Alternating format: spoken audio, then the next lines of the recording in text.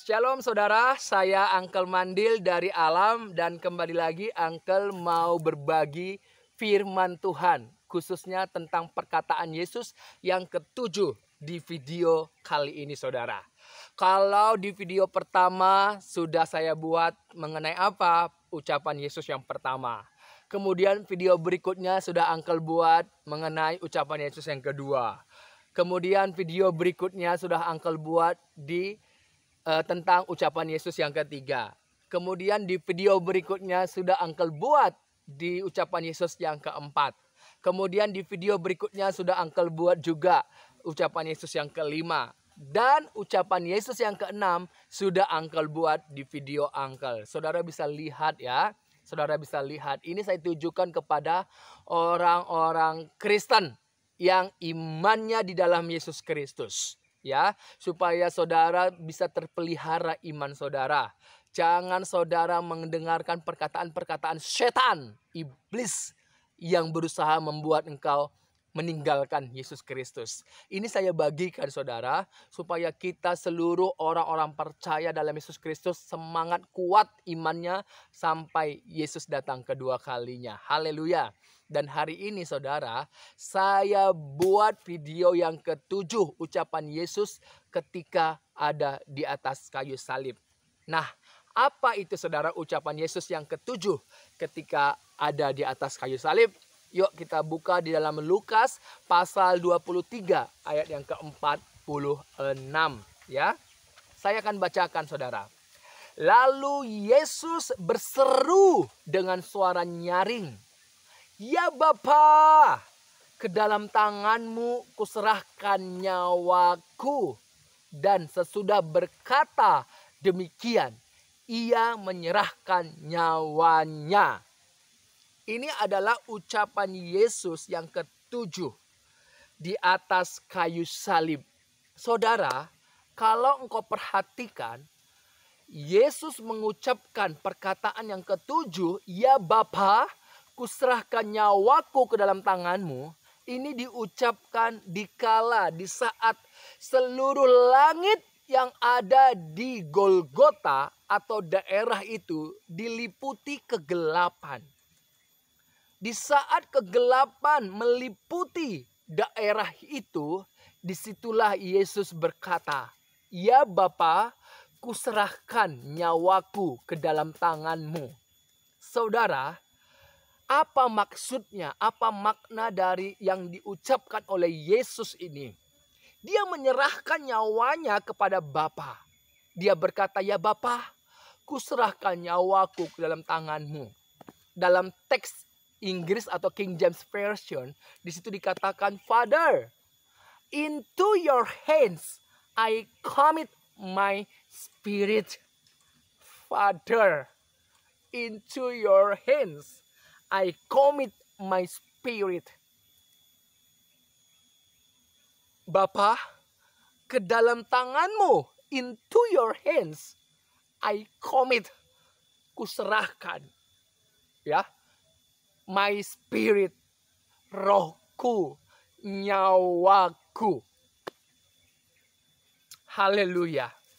Dan di dalam teks bahasa Yunaninya, kalau kita lihat saudara, di sana dikatakan paratesomai tu pneuma mo. Paratesomai itu artinya adalah aku menyerahkan, aku memberikan, tu pneuma mo, rohku. Tu pneuma itu roh dan mo ku, rohku. Saudara, kalau kita lihat dalam Kejadian pasal 2 ayat yang ke-7, manusia itu dikatakan menjadi makhluk yang hidup waktu kapan? Ketika Tuhan Allah membentuk manusia itu dari debu tanah, manusia itu belum menjadi makhluk yang hidup. Kapan manusia itu menjadi makhluk yang hidup, saudara? Ketika Tuhan Allah mengembuskan nismat kayim, napas hidup ke dalam hidungnya, barulah manusia itu dikatakan menjadi makhluk yang hidup. Jadi kalau kita lihat manusia menjadi makhluk yang hidup ketika ada roh dalam diri manusia itu. Ini saya berikan supaya kita bisa memahami, ya. Yesus berkata, "Kutitipkan, kuserahkan rohku." Ya. Karena fisik ini tidak bisa hidup kalau bukan diembuskan napas hidup. Ini kita manusia.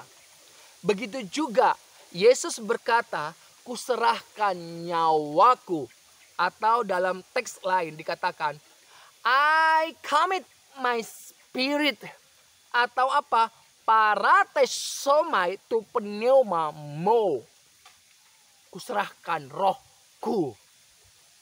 Dalam teks Ibraninya dikatakan di sana, "Afkit ruki." Afkit ruki. Afkit ruki. Afkit ini artinya apa, saudara? Artinya adalah kutitipkan, kuserahkan nyawaku, ruki, rohku. Jadi Yesus ketika dia berkata, "Afkit ruki," kuserahkan, kutitipkan rohku, ini benar-benar adalah satu tindakan yang namanya kesadaran, kerelaan. Yesus secara sadar mengerjakan, melakukan apa yang dia katakan ini. Jadi di dalam morfologi kalau kita lihat afkit, ini morfologi bentuk katanya adalah hifil. Hifil itu artinya tindakan kesadaran atau kerelaan yang dilakukan secara sadar, saudara. Jadi kalau Yesus berkata, "Afkit ruki," kutitipkan, kuserahkan rohku, itu berarti dia sadar menyerahkannya kepada Bapa. Dan itu akan diklaim kembali, saudara. Apa yang dia titipkan, apa yang dia serahkan, itu akan diklaim kembali oleh Yesus. Haleluya. Seperti orang kalau dia menitipkan, menyetorkan sesuatu ke bank, ya, entah itu uang ataupun emas, apapun itu, saudara. Itu bukan hanya sekedar dititipkan, ya. Orang yang menyetor sesuatu ke bank itu dia lakukan secara apa? Dilakukan secara sadar. Dilakukan secara sadar. Tindakan yang dilakukan oleh seseorang ketika dia datang ke bank menyetor, entah itu uang, emas, apapun yang dia setor, itu dilakukan secara sadar, saudara. Dan ketika seseorang itu menyetor ke bank, apakah dia nggak ambil lagi? Dia ambil, saudara. Entah kapanpun itu waktunya, yang terpenting adalah dia mengambilnya kembali nanti.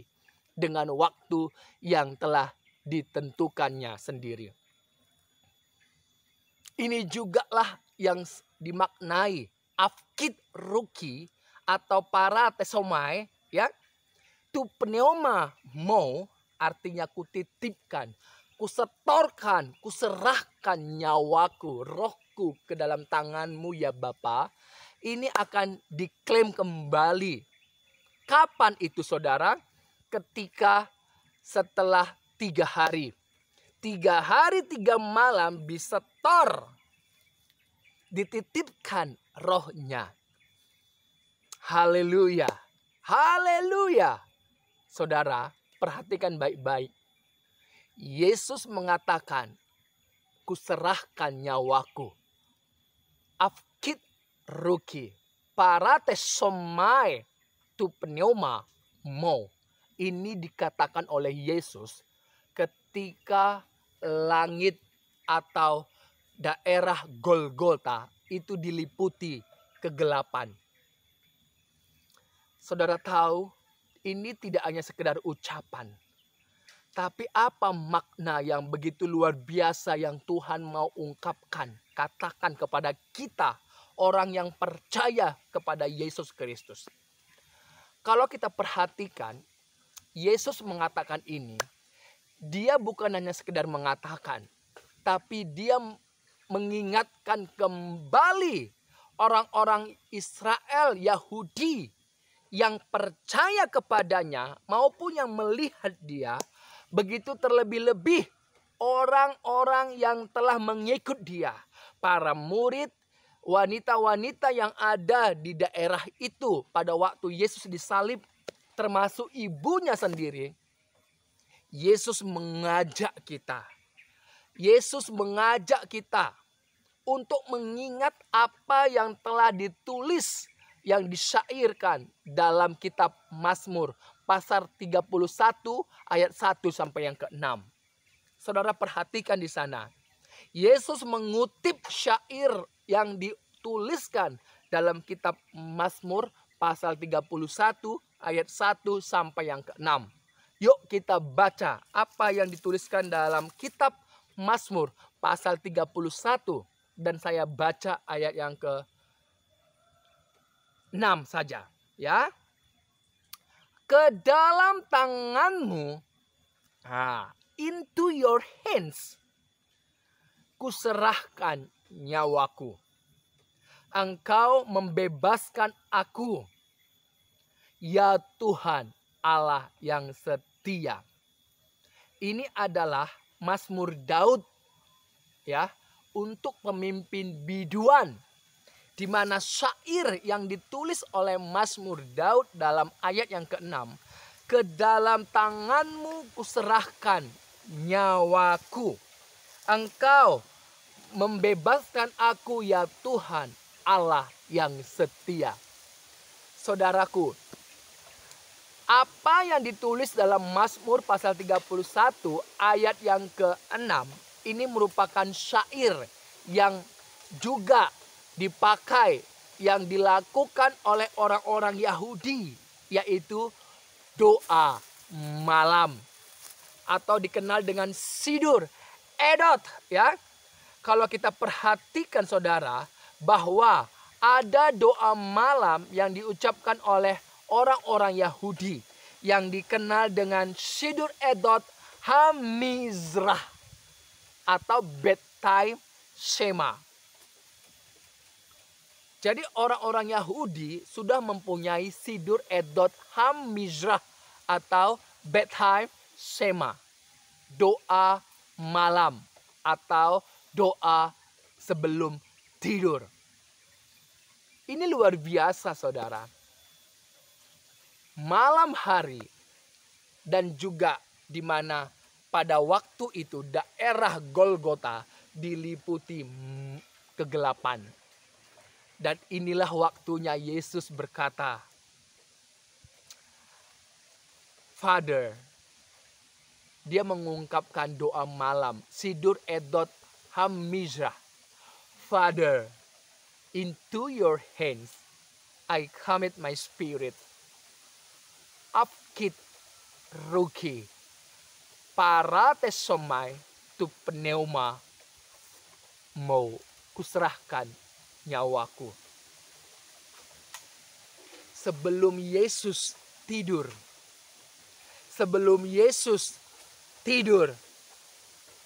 dia mengucapkan doa malam ini. Apa yang dilakukan oleh orang-orang Yahudi selama ini, doa malam. Sidur Edot Hamizrah bedtime shema dalam Mazmur pasal 31 ayat yang ke-1 sampai yang ke-6. Kutitipkan rohku, kutitipkan nyawaku. Dan nanti ketika dia bangun, ya, makanya di dalam doa pagi orang Yahudi dikenal dengan apa saudara? Dikenal dengan modeh ani. Ya, aku bersyukur. Karena apa? Diklaim kembali apa yang dititipkannya kepada Bapa, nyawanya, rohnya. Ini jugalah yang diingatkan oleh Yesus Kristus kepada kita semuanya. Bahwa jangan takut, ya. Sebagaimana Yesus berkata, kutitipkan nyawaku, aku mengklaim kembali. Setelah itu 3 hari 3 malam dia titipkan nyawanya kepada Bapa. Dan dia bangkit dari antara orang mati. Itu berarti menunjukkan bahwa dia datang mengklaim kembali apa yang dia titipkan. Haleluya saudara. Ini juga lah yang diajak bagi kita semuanya orang-orang percaya dalam Yesus Kristus. Apa yang kita lakukan malam hari sebelum kita tidur, Yesus mengajak kita untuk kita menitipkan, menyerahkan nyawa kita kepada Bapa yang memelihara kita. Sebagaimana Yesus mengklaim kembali, begitu juga dengan kita. Akan kita klaim kembali. Oleh karena apa? Imanmu di dalam Yesus Kristus. Orang-orang yang percaya dalam Yesus Kristus, dia menitipkan rohnya kepada Bapa. Saudara, kita tidur itu melatih kita untuk kita titipkan nyawa kita kepada Bapa. Kapan itu diklaim? Ketika Yesus datang kedua kalinya, disitulah kita dibangkitkan. Itu artinya diklaim kembali nyawa kita, roh kita yang telah kita titipkan. Haleluya saudara. Dan Yesus berkata, aku segera datang. Ya, aku segera datang. Makanya Yesus di dalam apa yang dia katakan dalam Injil Yohanes, kematian itu serius. Itu 3 kali diucapkan saudara.